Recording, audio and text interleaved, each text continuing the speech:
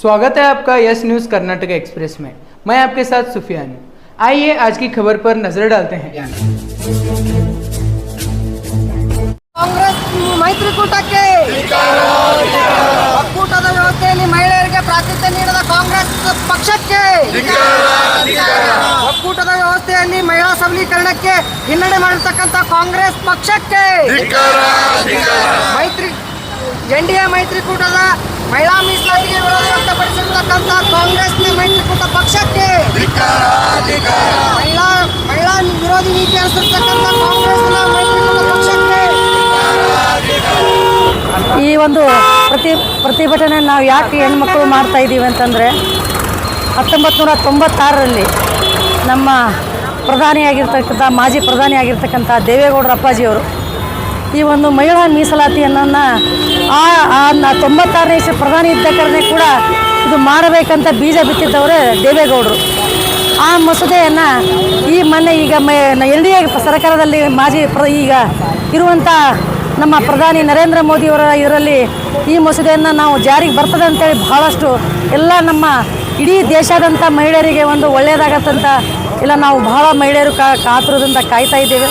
ಆದರೆ ಇದನ್ನು ಈ ಕಾಂಗ್ರೆಸ್ ಸರ್ಕಾರ ಇದು ಹುನ್ನಾರವನ್ನು ಮಾಡಿ ಈ ಮಹಿಳೆಯರನ್ನು ಏನು ಮೋಸ ಮಾಡ್ತಾ ಇದ್ದಾರೆ, ಇದಕ್ಕೆ ನಮ್ಮ ಎಲ್ಲ ಮಹಿಳೆಯರ ಪರವಾಗಿ ನಾವು ಧಿಕ್ಕಾರವನ್ನು ಸೂಚಿಸುವಂಥ ಇದು ಮೋಸ ಮಾಡ್ತಾ ಇದ್ದಾರೆ. ಇವಾಗ ಈ ಎಲ್ಲ ಕೂಡ ನಾವು ಕಾಣುವಂಥದ್ದು ಇದು 96ನೇ ಇಸ್ವಿಯಿಂದ ಈವರೆಗೂ ಕೂಡ ಆ ಮಸೂದೆ ಕಾಯ್ದೆಯನ್ನು ಜಾರಿಗೆ ಬರಬೇಕಾಗಿತ್ತು.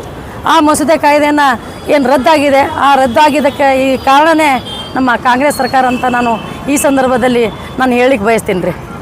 ಯಾಕೆ ಅದು ಬಿಲ್ ಸ್ಯಾಂಕ್ಷನ್ ಆಗಿಲ್ಲ? ರಾಜ್ಯದ ಈಗ ದೇಶದಲ್ಲಿ ಇದೇ ನಡೀತಕ್ಕಂಥ ಹುನ್ನಾರವಂತ ನಾವು ಹೇಳ್ಬೋದು. ಯಾಕಂತಂದರೆ ಈಗ ಕಾಂಗ್ರೆಸ್ ಜೊತೆ ಅವರು ಮೈತ್ರಿಯಲ್ಲಿರುವಂಥ ಅವರು ಕೂಡ ಕಾಂಗ್ರೆಸ್ ಒಗ್ಗೂಡಿಸಿ ಏನು BJP ಸರ್ಕಾರದ ಒಂದು ಏನು ಕಾಯ್ದೆ ಆಗಬೇಕಾಗಿತ್ತು ಅದನ್ನು ಯಾಕೇನು ಹುನ್ನಾರವನ್ನು ಮಾಡಿ ಈ ಮಹಿಳಾ ಮೀಸಲಾತಿಯನ್ನು ರದ್ದುಗೊಳಿಸಿದ ಮೋಸವನ್ನು ಮಾಡಿದಾರಂತ ನಾವು ಬಹಳಷ್ಟು ಸ್ಪಷ್ಟವಾಗಿ ಹೇಳ್ತೀವಿ ರೀ. ಇದು ಮಹಿಳೆಯರ ಪರವಾಗಿ ಖಂಡನೀಯ ಕೂಡ. ಏನದಲ್ಲ ಅದ್ರೊಳಗೇನು ಮಾಡ್ಬೋದಲ್ಲ BJP ಗೌರ್ಮೆಂಟ್ ಮಹಿಳೆಯರು ಕೊಡಬೇಕಂತೇಳಿ. ಹೌದು, ಇಲ್ಲ ಬರ್ತದೆ ಅಲ್ಲ ಕಾಯ್ದೆಗೆ ಬರುತ್ತದ್ರಿ. ಮೊನ್ನೆನೇ ಆಗಬೇಕಾಗಿತ್ತಲ್ರಿ, ಅದನ್ನು ಕೂಡ ಈಗ ಸ್ಟಾಪ್ ಇಟ್ಟಿದ್ದಾರೆ. ಮುಂದಿನ ದಿನಮಾನಗಳಲ್ಲಿ ಅದನ್ನು ನೋಡ್ಬೇಕು ರೀ, ಯಾವ ರೀತಿಯಾಗಿ ಅದನ್ನು ಮುನ್ಸೂಚನೆ ತರುತ್ತಾರೆ ನಮ್ಮ NDA ಸರ್ಕಾರ ಅನ್ನೋದು ನಾವು ನೋಡಬೇಕಾಗ್ತದೆ ರೀ. ಇವತ್ತು ಈ ಮಹಿಳಾ ಮೀಸಲಾತಿ ವುಮೆನ್ಸ್ ರಿಸರ್ವೇಷನ್ ಏನು ಬಿಲ್ ರದ್ದಾಗಿದೆ ಮೊನ್ನೆ ಸೆಷನಲ್ಲಿ, ಅದ್ರ ಬಗ್ಗೆ ರದ್ದಾಗಿದ್ದ ಕುರಿತವಾಗಿ ನಾವೆಲ್ಲರೂ ಈ ಮಹಿಳೆಯರು ಹಾಗೂ JDS ಪಕ್ಷದಿಂದ ಸನ್ಮಾನ್ಯ ಶ್ರೀ ದೇವೇಗೌಡರು, ಕುಮಾರಸ್ವಾಮಿಯವರು ಮತ್ತು ನಿಖಿಲ್ ಕುಮಾರಸ್ವಾಮಿಯವರ ನೇತೃತ್ವದಲ್ಲಿ ಆದೇಶದ ಮೇರೆಗೆ ನಾವು ಇವತ್ತು ಈ ಪ್ರೊಸೆಷನನ್ನು ಮಾಡ್ತಾ ಇದ್ದೀವಿ. ಈ ಪ್ರೊಟೆಸ್ಟ್ ಮಾಡಲಿಕ್ಕೆ ಏನು ನೀವು ಕೇಳಿದ್ರಲ್ಲ ಆಗಾಳೆ ಇದರದ್ದು ಕ್ಯಾನ್ಸಲ್ ಆಗಿದ್ದಕ್ಕೆ ರೀಸನ್ ಏನದ ಅಂತ ಹೇಳಿಬಿಟ್ಟು ಡಿಲಿಮಿಟೈಸೇಷನ್ ಬಗ್ಗೆ ಇವರೇನು ಕ್ಯಾನ್ಸಲ್ ಮಾಡಿದ್ದಾರೆ. ಆ ಒಂದೇ ಅಬ್ಜೆಕ್ಷನ್ ಇಟ್ಕೊಂಡು ಇವರು ಮಹಿಳಾ ಬಿಲ್ಲನ್ನು ಕ್ಯಾನ್ಸಲ್ ಮಾಡಬಾರ್ದಾಗಿತ್ತು. ಮಹಿಳಾ ಬಿಲ್ಲನ್ನು ಇವರು ಸಕ್ಸಸ್ಫುಲ್ಲಾಗಿ ಇದು ಮಾಡಿ ರೆಸೊಲ್ಯೂಷನ್ ತಂದು ಬೇಕಂದರೆ ಡಿಲಿಮಿಟೈಸೇಷನ್ ಬಗ್ಗೆ ಇವ್ರೇನು ಇದು ಮಾಡ್ತಾ ಇದ್ದಾರಲ್ಲ, ಜನಸಂಖ್ಯೆ ಆಧಾರದ ಮೇಲೆ ಏನು ಮಾಡ್ಬೇಕಂತ ಮಾಡ್ತಾ ಇದ್ದಾರೆ, ಅದನ್ನು ಅವ್ರ ಪ್ರೊಸೆಸ್ಸಲ್ಲಿ ಇಡ್ಬೋದಾಗಿತ್ತು. ಆದರೆ ಇದು ಬಿಲ್ಲೇ ರದ್ದು ಮಾಡೋದ್ರಿಂದ ನಮ್ಮ ಮಹಿಳೆಯರಿಗೆಲ್ಲರಿಗೂ ಒಂದು ತ್ರಾಸಾಗಿದೆ. ಯಾಕಂತಂದರೆ ಈ ಕಾಂಗ್ರೆಸ್ ಪಕ್ಷದಲ್ಲಿ ಬರುವಂಥ ನೆಪೋಟಿಸಮ್ ಏನದ, ಅವ್ರ ಖಾನ್ದಾನಿ ವಿರಾಸತಲ್ಲಿ ಏನು ಇವರು ಅಧಿಕಾರಕ್ಕೆ ಬರ್ತಾ ಇದ್ದಾರೆ, ನಾನು, ನನ್ನ ಮಗ, ನನ್ನ ಮೊಮ್ಮಗ, ನನ್ನ ಮೊಮ್ಮಗಳು, ನನ್ನ ತಾಯಿ, ನನ್ನ ಹೆಂಡತಿ, ಇದನ್ನೆಲ್ಲ ರದ್ದುಪಡಿಸೋದಕ್ಕೆ ದೇವೇಗೌಡರು ಏನು ಮಾಡಿದ್ರು ಅವಾಗ 33% ರಿಸರ್ವೇಷನ್ ಅಂತ ಹೇಳ್ಬಿಟ್ಟು ಅವಾಗ ಕಟ್ಟರವಾಗಿ ಕಾಂಗ್ರೆಸ್ ಪಕ್ಷ ಅವಾಗೂ ವಿರೋಧ ಮಾಡಿತ್ತು, ಇವತ್ತು ವಿರೋಧ ಮಾಡ್ತಾ ಇದೆ. ಆದರೆ ತಾವು ಇದ್ದಾಗ ಈ ಬಿಲ್ಲನ್ನು ತೊಗೊಂಡು ಬರಬೇಕನ್ನೋದು ಉದ್ದೇಶ ಮತ್ತು ಈಗ ತೊಗೊಂಡು ಬಂದಾಗ ಬ್ಯಾಡ್ ಅನ್ನೋದು ಉದ್ದೇಶ ಇದು ಸರಿ ಅನ್ನಿಸ್ತಾ ಇಲ್ಲ. ಮಹಿಳೆಯರ ಪರವಾಗಿ ಕಾಂಗ್ರೆಸ್ ಪಕ್ಷ ನಿಂದಿರಬೇಕು. ನಾ ಯಾವತ್ತೂ ಹೇಳ್ತಾ ಬರ್ತಾ ಇದ್ದೀನಿ, 2000 ಬಸ್ ಫ್ರೀ ಟಿಕೆಟಿಗೆ ಆ ಸಬಲೀಕರಣ ಹೇಳೋದಿಲ್ಲ. ರಾಜಕೀಯವಾಗಿ ಹಾಗೂ ಮತ್ತು ಸಬಲೀಕರಣ ಮಾಡಬೇಕಂತಂದರೆ ಮಹಿಳೆಯರಿಗೆ ರಿಸರ್ವೇಷನ್ ಮಾಡೇಬೇಕು. ಹಾಗೂ ನಮ್ಗೆ ಟಿಕೆಟ್ ಜನಸಾಮಾನ್ಯರ ಮಹಿಳೆಗೆ ಯಾವಾಗ ಟಿಕೆಟ್ ಸಿಗುತ್ತೆ, ಅವ್ರು ಯಾವಾಗ ಲೀಡರ್ ಆಗ್ತಾರೆ ಅವಾಗೇ ಮಹಿಳೆಯರ ಒಂದು ಸಬಲೀಕರಣ ಆಗ್ಲಿಕ್ಕೆ ಸಾಧ್ಯ. ಸನ್ಮಾನ್ ಶ್ರೀ ದೇವೇಗೌಡರು ನೋಡುವಂಥ ನನಸಾಗಲಿಕ್ಕೆ ಸಾಧ್ಯ ಅಂತ ಹೇಳಕ್ಕೆ ಬಯಸ್ತಾ ಇದ್ದೀನಿ. ಬಿಜಾಪುರ ಜಿಲ್ಲೆಯ ಜಾತ್ಯತೀತ ಜನತಾದಳ ಪಕ್ಷದಿಂದ ನಮ್ಮ ಜಿಲ್ಲೆಯ ಮಹಿಳಾ ಘಟಕದಿಂದ ನಾವು ಇವತ್ತು ಮಹಿಳಾ ಕಾನೂನು ಕಾಯ್ದೆ ವಿರುದ್ಧ ಕಾಂಗ್ರೆಸ್ ಪಕ್ಷದ ವಿರುದ್ಧ ನಾವು ಇವತ್ತು ಹೋರಾಟವನ್ನು ಮಹಿಳಾ ಘಟಕದಿಂದ ಹಮ್ಮಿಕೊಂಡಿದ್ದೆವು. ಈಗ ನಮ್ಮ ಜಿಲ್ಲೆಯ ನಮ್ಮ ಪಕ್ಷದ ರಾಜ್ಯ ಕೋರ್ ಕಮಿಟಿಯ ಸದಸ್ಯರು ಹಾಗೂ ನೂತನವಾಗಿ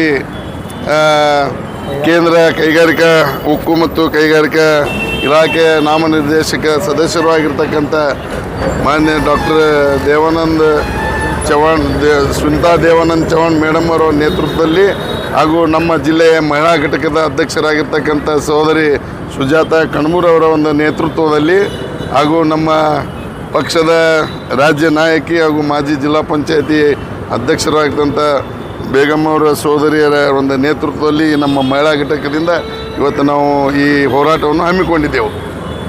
1996ರಲ್ಲಿ ಮಾನ್ಯ ದೇವೇಗೌಡ ಸಾಹೇಬರು ಪ್ರಧಾನಮಂತ್ರಿ ಆಗಿದ್ದಾಗ ಈ ಮಹಿಳೆಯರಿಗೆ ಸಮಾನತೆ ಕೊಡಬೇಕನ್ನೋ ಒಂದು ಇಚ್ಛಾಶಕ್ತಿಯಿಂದ ಮಾನ್ಯ ದೇವೇಗೌಡ ಸಾಹೇಬರು ಅವಾಗೂ ಕೂಡ 33% ರಿಸರ್ವೇಷನ್ ಮಾಡಲಿಕ್ಕೆ ಮಾನ್ಯ ದೇವೇಗೌಡ ಸಾಹೇಬರು ಕೂಡ ಅವಾಗ ಹೋರಾಟ ಮಾಡಿದ್ದು ತಮ್ಮೆಲ್ಲರಿಗೆ ಗೊತ್ತಿದ್ದಂಥ ವಿಷಯ.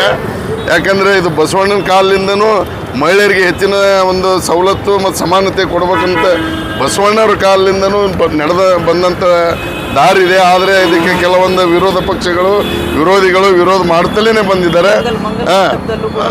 ಅಲ್ಲಿ ಎಲ್ಲೇ ಯಾವುದೇ ಒಂದು ಇಲಾಖೆ ಇರ್ಬೋದು, ಒಂದು ನೌಕರಿ ಇರ್ಬೋದು, ಒಂದು ರಾಜಕಾರಣ ಇರ್ಬೋದು, ಒಂದು ಯಾವುದೇ ಒಂದು ಹುದ್ದೆಗಳಲ್ಲಿ ಮಹಿಳೆಯರಿಗೆ ನಾವು 33% ಆದರೂ ಕೊಡಬೇಕು ಅಂತ ಒಂದು ಇಚ್ಛಾಶಕ್ತಿಯಿಂದ ಮಾನ್ಯ ದೇವೇಗೌಡ ಸಾಹೇಬರು ಪ್ರಧಾನ ಇದ್ದಾಗ ಮಾಡಿದಂಥ ಕಾನೂನು ಒಳಗೆ ಅವಾಗೂ ವಿರೋಧ ಪಕ್ಷದವರು ವಿರುದ್ಧ ಮಾಡಿದರು. ಈಗೂ ಕೂಡ ಈ ರಾಜ್ಯ ದೇಶ ಕಂಡಂಥ ಮಹಾನ್ ನಾಯಕರ ಮೋದಿಜಿಯವರ ಒಂದು ನೇತೃತ್ವದಲ್ಲಿ ದೇವೇಗೌಡರ ಒಂದು ಅಪೇಕ್ಷೆ ಮೇರೆಗೆ ಇವತ್ತು ಎಲ್ಲ ಸಮಿತಿಯಲ್ಲಿ ನೀವು ಇವತ್ತು ಪಾರ್ಲಿಮೆಂಟ್ನಲ್ಲಿ ಕಾನೂನು ಜಾರಿಗೆ ತರುವುದರಲ್ಲಿ ವಿರೋಧ ಮಾಡಿದಂಥ ಕಾಂಗ್ರೆಸ್ ಪಕ್ಷ ಹಾಗೂ ಮೈತ್ರಿಕೂಟಕ್ಕೆ ನಾವು ಇವತ್ತು ಧಿಕ್ಕರಿಸ್ತೀವಿ. ಮಹಿಳೆಯರ ವಿರೋಧಿ ಪಕ್ಷ ಅಂತ ನಾವು ಹೋರಾಟ ಮುಖಾಂತರ ನಾವು ತಿಳಿಸ್ತಿದ್ದೀವಿ, ಘೋಷಣೆ ಮಾಡ್ತಾ ಇದ್ದೀವಿ. ಅದಕ್ಕೆ ಮುಂದಿನ ದಿನಮಾನಗಳಲ್ಲಿ ಮಹಿಳೆಯರು ಹೆಚ್ಚಿನ ಒಂದು ನಿಟ್ಟಿನಲ್ಲಿ ಅವರಿಗೆ ತಕ್ಕ ಪಾಠ ನಾವು ಮಹಿಳೆಯರು ನಮ್ಮ ರಾಜ್ಯ ದೇಶದ ಮಹಿಳೆಯರು ಅವರಿಗೆ ಬುದ್ಧಿ ಕಲಿಸ್ತಾರೆ ಅನ್ನುವಂಥ ಒಂದು ದಿಟ್ಟ ಹೆಜ್ಜೆಯನ್ನು ನಾವು ಇವತ್ತು ಇಡಲಿಕ್ಕೆ ನಾವು ಬಿಜಾಪುರ ಜಿಲ್ಲೆಯಿಂದ ಮಹಿಳಾ ಘಟಕದಿಂದ ನಾವು ಹೋರಾಟವನ್ನು ಕೈಗೊಂಡಿದ್ದೀವಿ ಅನ್ನೋಂಥ ಮಾತನ್ನು ಈ ಸಂದರ್ಭದಲ್ಲಿ ನಾವು ಹೇಳಕ್ಕೆ ಇಚ್ಛಪಡ್ತೇವೆ. ಯಾವುದೇ ಹೊಸ ಸುದ್ದಿಯನ್ನ ನೋಡಲು ನಮ್ಮ ಎಸ್ ನ್ಯೂಸ್ ಕರ್ನಾಟಕ ಎಕ್ಸ್ಪ್ರೆಸ್ನ ನೋಡ್ತಾ ಇರಿ. ಹಾಗೆ ನಮ್ಮ ಚಾನೆಲ್ನ ಸಬ್ಸ್ಕ್ರೈಬ್ ಮಾಡಿ, ಬಾಜು ಇರುವ ಬೆಲ್ ಐಕಾನ್ ಅನ್ನ ಕ್ಲಿಕ್ ಮಾಡಿ. ಹಾಗೆ ನಮ್ಮ ಚಾನೆಲ್ನ ಲೈಕ್ ಮಾಡಿ, ಶೇರ್ ಮಾಡಿ. ನಮ್ಮ ನಡೆ ಸತ್ಯದ ಕಡೆ.